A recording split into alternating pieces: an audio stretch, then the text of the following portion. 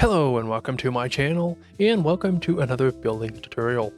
This video is full of tips and tricks that show you how to make road signs, small scenes, fences, props, figures, and more. And I'm also going to show you how I install lights on the entire diorama. All that is coming up right now. We have a lot to discuss, so get ready because we're going to fly through these details first. Building signs. We're going to start by adding details to this ABR Modelworks kit, but this could be any structure from any brand, from any material. I decided that the industry in the building should be the Turner Brass Works. This company actually existed close to the line that I'm modeling, so I thought that would be most fitting. I made a sign in Word and printed it on 280 gram paper. To give me some options, I printed the sign in 3 different sizes. See, I added a slight 3D effect in the sign. Let's see how that turns out. I cut it out using an X-Acto knife and then color the edges of the paper with a marker. I add a little matte medium to the back of the sign and carefully place it on the structure and keep it in place with a wash pin for the medium to dry. I really like how this came out. I added more details to the structure, such as this vent and these corner protectors. In my video number 93, I show how I paint and weather these various 3D prints. I glue the prints down with some more matte medium. I originally covered the roof with the painter's tape and sprayed it black to represent a tar-covered roof, but I wasn't really happy with this, so I decided to just peel that off. And then I added some PVA glue, spread it out a bit, and then covered the roof with sand for texture. Then I used a water-thin mix of black and burnt umber to get the right color. Now you see here that the sand doesn't 100% cover the roof, and if you don't like that, it's fine, just add more glue, add more sand. But for me, I like that it's a little bit less manicured. I added some more 3D prints to the roof and some weathering chalks just to give some accents and to break up this blackness. Railroad signs. I used the signs from Blair Line Signs. I have various packs of road and railroad signs for the 50s, and I really like them. They're a type of polystyrene and printed with a sign on it, and they look quite detailed. Check out the link down in the description below to see where you can find yours on eBay. The signs come with these wooden posts. I painted these white for the railroad signs. And for the road signs, I'm going to be using these needles used for wool felting, and I got them cheap from the dollar store. We'll be using only the end, so I cut that off. And you see it will look great from the front. But some signs will actually be visible from the back, so for that reason I painted the back of the signs in a shade of gray. Now I didn't have any stop signs, so I made these, and you can actually make all your signs by yourself if you prefer.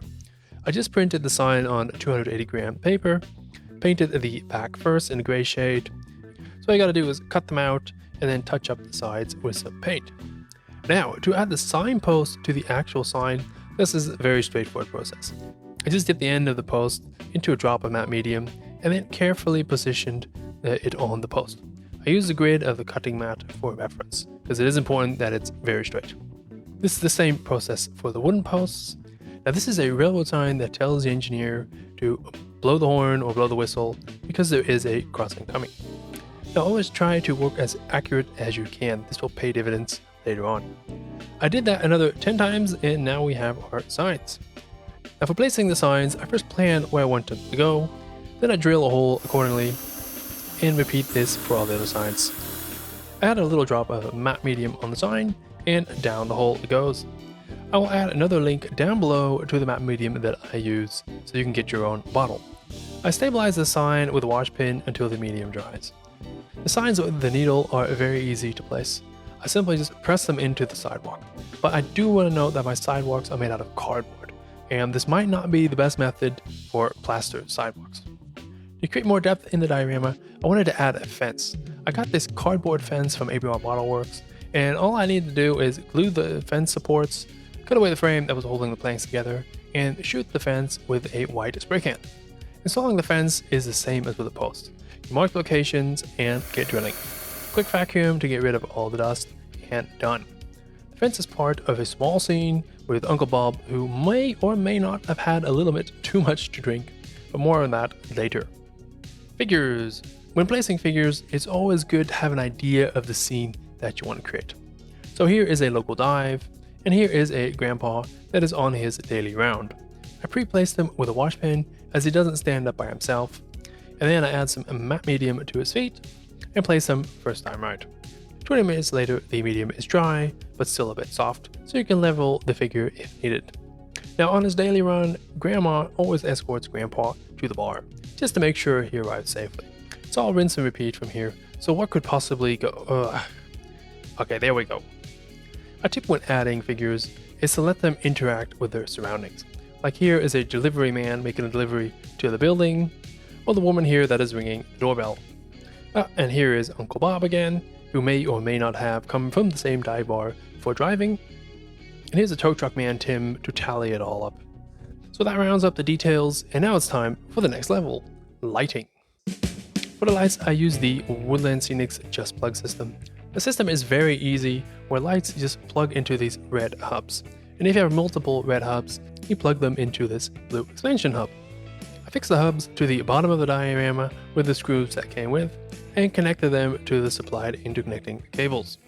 Now to get that plug through the diorama, you'll need to drill a hole, and you want to take note where to drill that hole, as the light box of the structure might be in the way. So in this case, it will be towards the right of this foundation. Now you could cut the plug and drill a smaller hole just for the wire, to then resolder the connector to it again, but that seems to defeat the purpose of the Just Plug system. Time to get drilling. Now it's just a matter of pulling the plugs through the hole and connecting them. For the lanterns, it is a rinse and repeat for these steps. Do take care that you drill vertically in all directions, otherwise your lantern will be crooked. Like I said, I like to work in batches, so I drilled all the holes for everything all in one go. Now you simply pull the wires through the hole. The wires of 3 lanterns come together and are bundled into one plug using this connector piece that I'm plugging in right now.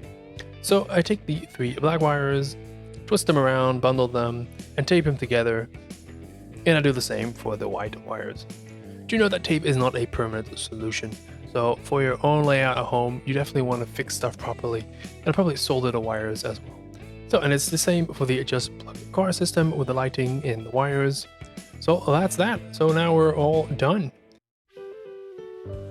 And you see, all these details really make the diorama come to life. The figures, the cars, props, signs, it all really adds up. And I'm really happy with the result that came out. And the cherry on the top is the lighting. And I will admit that the lighting got a bit out of hand, because I first started with 4 woodland scenic structures, so I thought, oh, let me put lights in those. Then I was thinking, oh, but we need lanterns in as well. The ABR Modelworks kit, they need some lights, so 2 LEDs there, but then I needed 4 for that.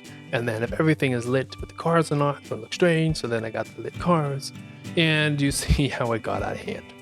If you want to see the diorama build from the beginning, or if you want to learn how I paint these 3D printed parts, check out the videos that are on your screen right now. Thank you for watching, don't forget to subscribe, bye bye.